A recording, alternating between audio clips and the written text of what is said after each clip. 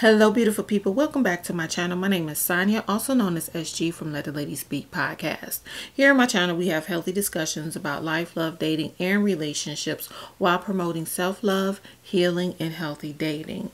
Here on my YouTube channel, I offer perspective, insight, give dating advice, and just have conversations about different TV shows and hot topics. Today, we're talking about Married at First Sight, Season 14, Episode 9. But first and foremost, if you are new to my channel, welcome to my channel. I appreciate you for stopping by. If you are a new subscriber, welcome to the family and thank you for subscribing to my channel. If you are returning, welcome back, family. It's so good to see you. Okay, y'all know I'm getting caught up and I just watched this episode. Now, I normally have to watch the episodes about 2 or 3 times, but I don't have time because I have some feelings and I need to get my feelings out the way. Okay, so we're going to get started. I am going to save Katina and Olajuwon for last, but as you guys know, I timestamp my videos. So next up we have Steve and Noi. Relationships are about more than romance, and while romance is very, very important, relationships are built on way more than just romance. And I'm worried about them too. I'm worried that their focus is the wrong thing.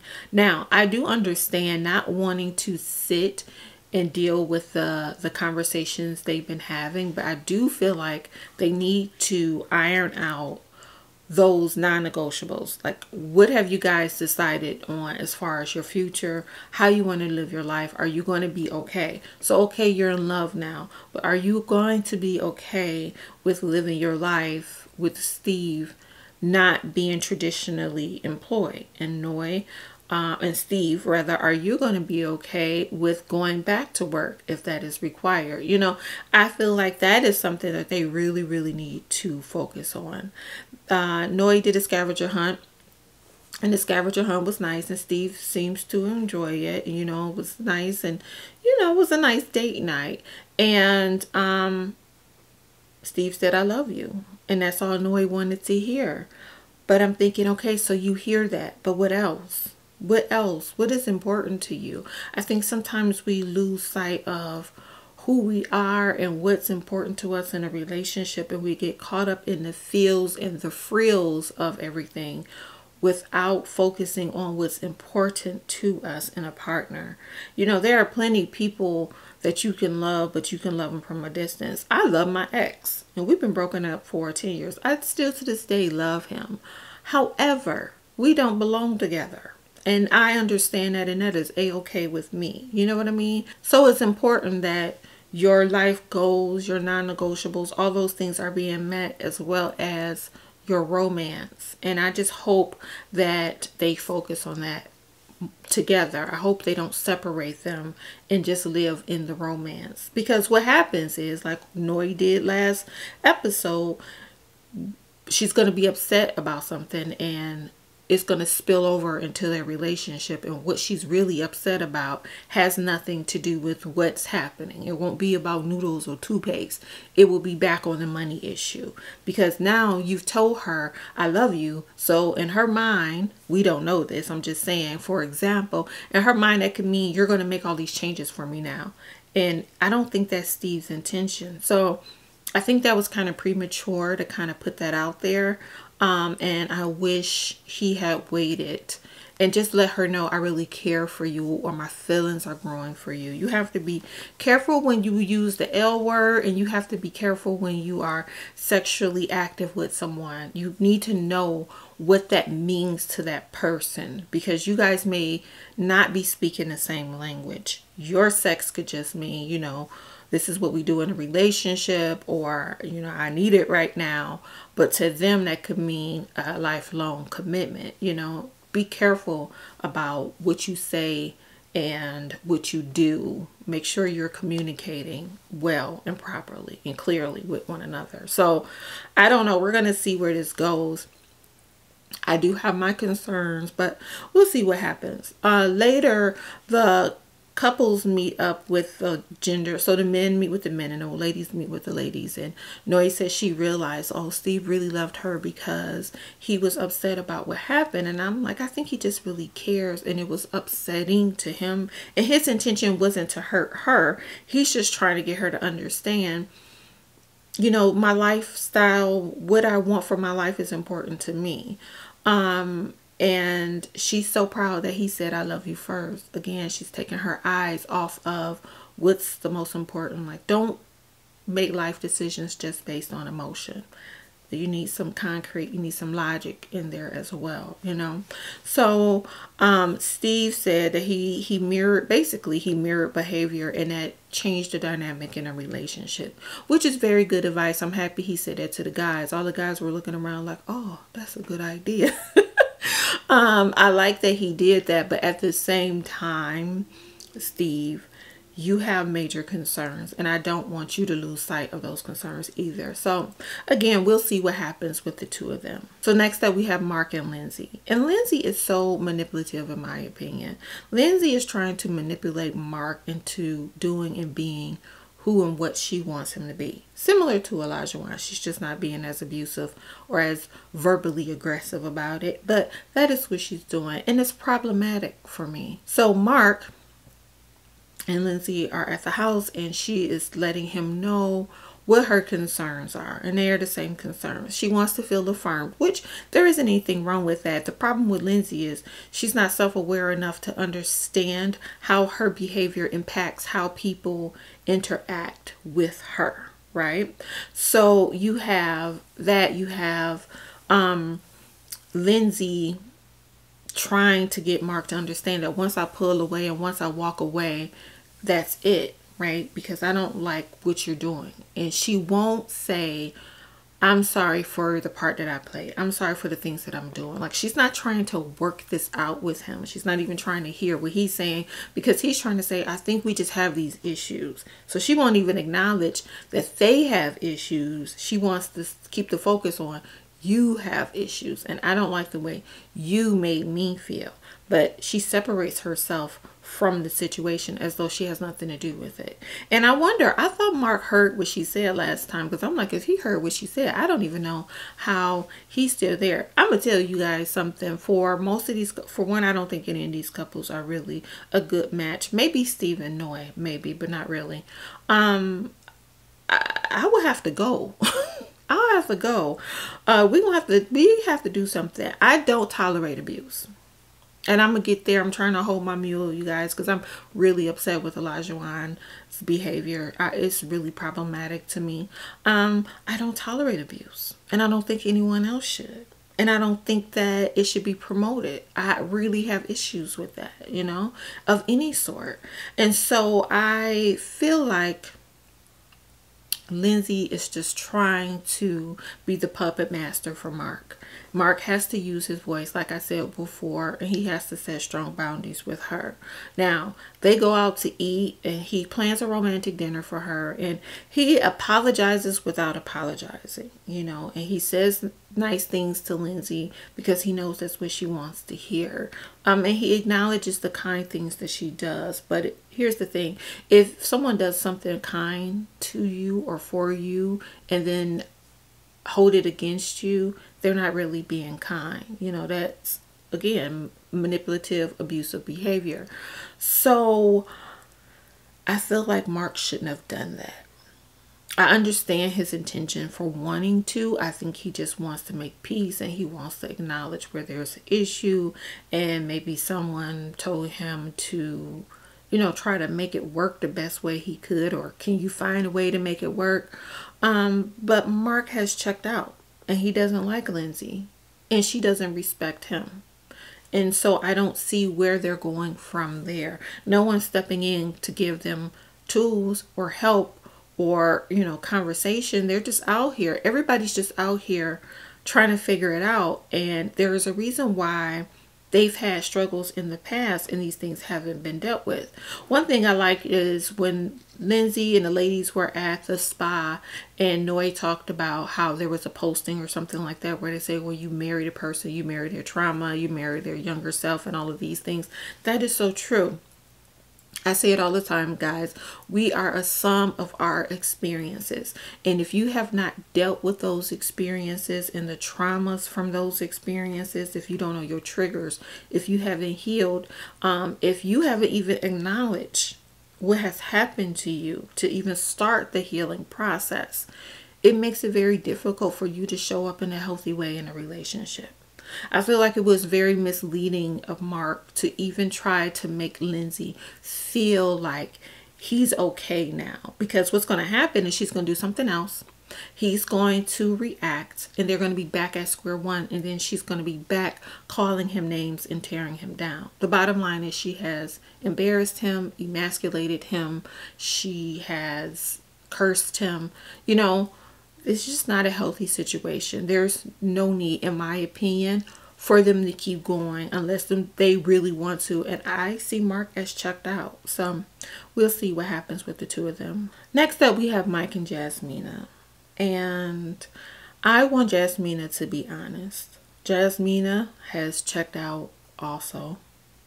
And I think Mike wants to try the best way he knows how. But like I've said before, Mike doesn't have the tools, and really neither does Jasmina. So I strongly feel, and I've said this before, so I sound like a broken record, that they both need therapy. I feel like they both need anger management, and I really would love for Mike to get grief counseling, right? First off, they met at the park, and you know, Mike is trying the best way he knows how. He gets a gift basket for her puppy. I don't know why I can never remember her puppy's name, but he gets a gift basket, and because he says, I know that her puppy is important to her, and so they're playing around, and Mike tries to talk to Jasmina about communication, and he wants to know, like, how can I properly communicate with you? And here's the problem with when you don't know what's really wrong. Okay. Now, I am not taking back anything that I said about Mike. I stand by what I said. I stand by my concerns. But as I always say, two things can exist at the same time. Right. And I've never denied that Jasmina had issues. I just feel like Mike's issues run very, very deep. He has not expressed himself or communicated or dealt with, it seems to me, with all of this trauma that he has seen. And he has not been able to verbalize himself. Everybody speaks from him. We heard last week about, or the week before last, when his sister said, you know, you can send his food back and you can speak for him. Mike doesn't have a voice, which makes sense as to why he's having a hard time just talking. And he's shut down so much because he is worried about the next shoe dropping. He's worried about the next thing that's going to happen that's going to cause him heartache. He's basically constantly living in survivor mode, and that's not healthy, right? Jasmina, though, I just want to ask her, like, who hurt you? Who disrespected you?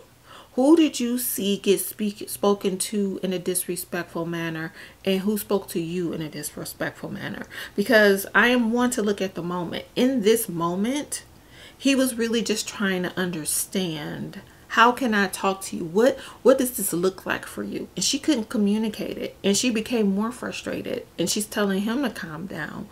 But you guys are here with it, right? It wasn't like in that moment he was yelling at you. Now, I think those things have happened. Yeah, because he actually admitted to it. He admitted to being aggressive. He admitted to all of his issues, right? But Jasmina hasn't admitted to hers wholeheartedly. And you have to be able to admit your faults and shortcomings. Again, acknowledgement is key. You have to acknowledge what's wrong with you. You have to acknowledge that you are hurt and you've been hurt. You have to acknowledge that you are scared. Like, you have to acknowledge these things, even to yourself, if you don't do them to anybody else, because you cannot heal, you can't move forward, and you can't move past something without acknowledging it being there.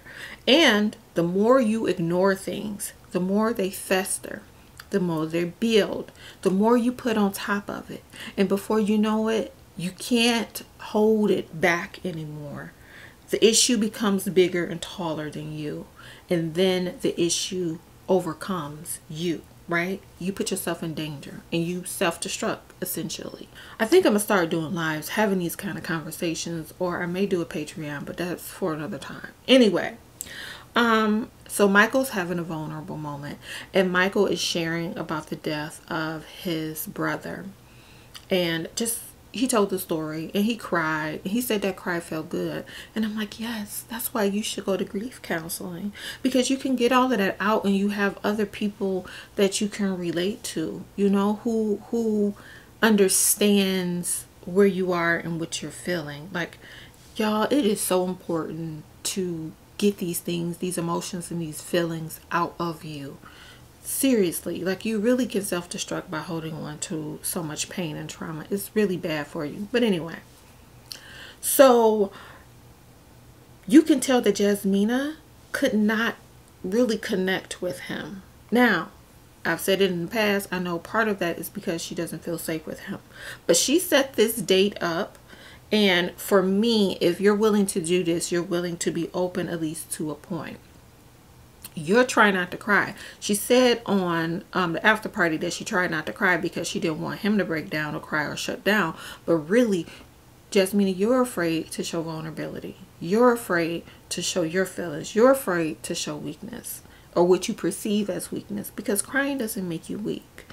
And where does all of that stem from? I did a video before about Jasmina and abandonment issues. She's also had a lot of loss. She just hasn't had loss in a way that he has had loss. And she's being tough. She has this tough exterior for what? Who are you hiding from? Who are you protecting yourself from? Why are you on guard? Where is your anger source? Like, I just want Jasmina to deal with that. So I think for Jasmina, she has just decided that she's going to stick it out. But I don't really feel like she's vested. And I don't really feel like she's in a place to be vulnerable in a relationship. She wants to know more about Mike. But then it's like, well, what are you going to do with the information? And why do you want to know more about him? What is the end goal? Is the end goal to really be with him? You know, I don't think that that's the case. I think that the trust has been broken between the two of them, and she doesn't want to be there, which is fine. Because, you know, I said in the episode where they had their issues, I said somebody would be getting me out this contract. So I understand it, but I just don't feel like you need to pretend like you're okay when you're not. I think she needs to have an open conversation about where she is with Mike and the experts, you know. Last but definitely not least, let's talk about Ola and Katina, or shall I say Isaac or Robert or whoever showed up. A couple people showed up this episode. As you guys know, I am an advocate for healthy dating, and I don't advocate for abuse, and I don't advocate for staying in abusive relationships. And I feel like, Katina, my lady, it's time for you to remove yourself from the situation.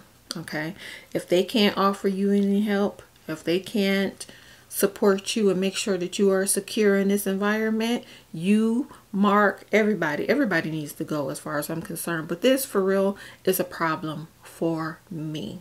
Okay, now I'm going to acknowledge the fact that Katina does appear to be naive, and she does appear to not have had a lot of life experience, and she hasn't been on her own. Listen, ladies, I will always advise, ladies and gentlemen, I don't care. I don't feel like anyone should move directly from their home, their parents' home, to a home with their mate. I really strongly feel like you need to know that you can make it on your own. You should have your own space. You should know what all that feels like. So you will be okay with walking away if you need to walk away. As you guys know, I don't promote long suffering, okay? I don't feel like you need to be used and abused to stay with someone for a title, for a marriage, for a commitment, for a contract. I don't care. I feel like loving yourself and protecting yourself is paramount, right? So you do what you got to do to take care of yourself. If it is a safety issue, you remove yourself. So what has happened is Isaac has noticed all of her weaknesses. I wish Katina had never said that she programmed herself not to cry.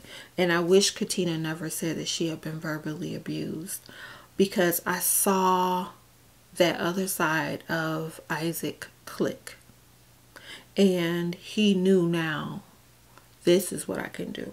Ladies, this is why when you are dating, and I know they're married, but they still don't know each other. They're still strangers, and I still don't know if I want to be with you for the rest of my life, right? I am not one who subscribes to we're going to stay together forever no matter what. I don't subscribe to that. If it is unhealthy environment, if it's an unsafe environment, if there is abuse happening, you remove yourself, right? Period. You protect yourself at all costs. You never have to put up with being abused, misused, or spoken to in the manner in which he spoke to her. And Isaac, I want to know, where's your mother? Do you talk to your mother that way? Is it okay for someone to talk to your mother the way you talk to Katina? Because the behavior this evening was completely unacceptable. But let's get to the core of the matter, because you know I focus on behaviors, right? I don't feel like people come out the womb with this kind of behavior unless in utero there was a whole lot of abuse happening. The issues are you.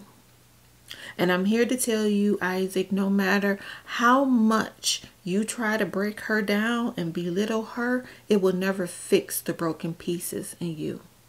The issue is not Katina. The issue is your insecurity. And I think in some ways Katina stands for all of the women of color that may have teased him or neglected him. I feel like he is insecure about who he is as a man, who he is as a person, if he feels good enough, if she will stay with him, if she's attracted to him. His issues are his own issues. And to all the abusers out there in the world, I don't care how much you try to break another person down. That high you get from that is temporary. But you still will have to live with yourself, and you still have to live with your misery. This is your misery. Katina, pack your bags and go. The bottom line is he's going to always move the post. And he's going to always move the post because, again, this is an eternal battle. This is an eternal battle with all of the things that Isaac has had to endure. We don't know if his father's people rejected him. We don't know. Like, there's just so many missing pieces to the puzzle, and I keep saying that because I feel like if we can get a bigger picture, we can understand more. But there isn't any excuse for this behavior. And he's never going to be happy with her because he's not happy with himself. And so he's going to keep causing issues. He's going to keep coming for her. Like, you can see the situation getting worse because it's becoming more real to him that he may not be able to measure up. What if he can't please her? What if he can't satisfy her? What if the women that he's been with that were black, what if he couldn't satisfy them and they teased him? He's worried about all of those things. Now, I don't know what's true or what's false, but what I do recognize is that there is an eternal battle, and he's taking out his own anger and insecurities onto Katina, and it's not fair to her. Katina, my love, you don't deserve this. You don't deserve this. And whatever his problems are, his shortcomings, his ADHD, him being teased, his hyperactivity, his anger management issues, all of those things are for him to battle alone. Please find a way out of this situation. And I feel like it's irresponsible for them to allow this behavior to continue. Katina doesn't deserve this. And it's time for them to separate the two of them and keep it moving. Because this isn't anything that can be solved in 4 weeks.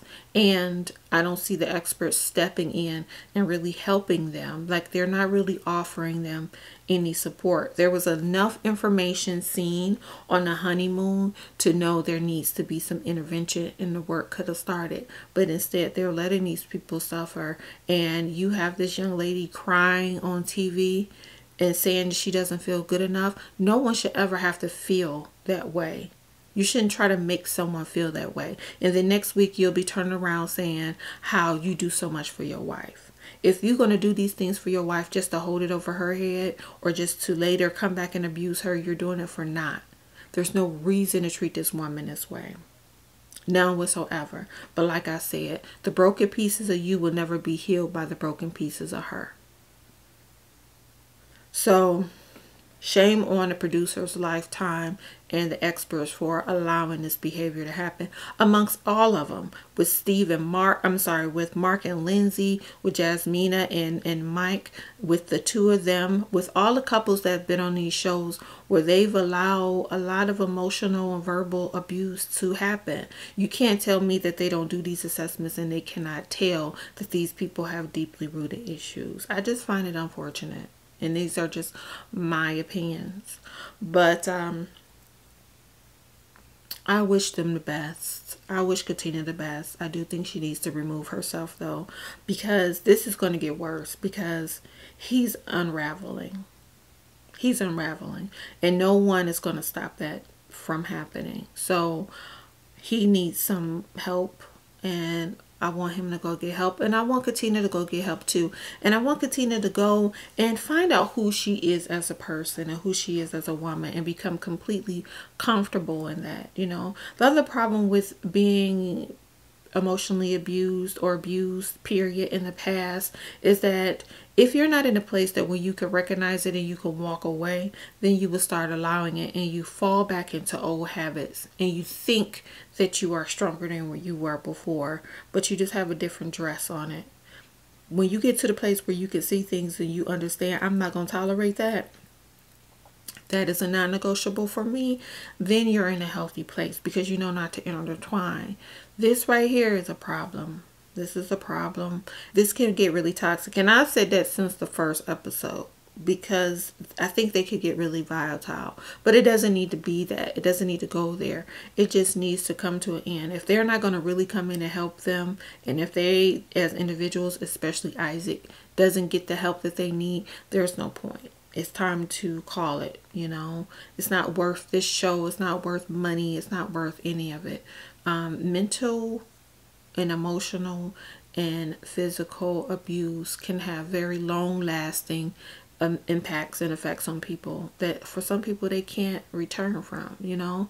And I just don't like what I saw this episode. So to anyone who may be in a relationship where you don't feel safe and you don't feel healthy, please get some help and find a way to remove yourself. Please know that you are more than enough, that you are beautiful, that you are worthy. I'm going to tell y'all something. So today I was doing my affirmations, and one of my affirmations was, I am my creator's creation. Okay? Once you understand and recognize who and what you are, you won't put up with all of this foolishness. You won't allow someone to make you feel small. You will know how great you are. You are great. You have greatness in you. You were created by the Creator. That means you have purpose. That means you have value. That means you have meaning on this earth. Don't let anybody take that away from you. This with Elijah Wine, with Lindsay, all of this toxic behavior is out of line, and something needs to be done about it. And that's all I have to say. So please don't forget to love yourself for who you are. Appreciate you, affirm you, love you, advocate for you, use your voice, support yourself, and protect yourself. You have that right. I don't care what it is. I don't care if it's church, your mom, your dad, your kids. No one has the right to mistreat you and abuse you. Please know that. Okay, I hope you guys have a wonderful week. If you watch my Ready to Love videos, hopefully I should have those up by tomorrow. Have a wonderful, wonderful evening. I love you. And again, don't forget to love yourself for who you are. Take care. Bye-bye.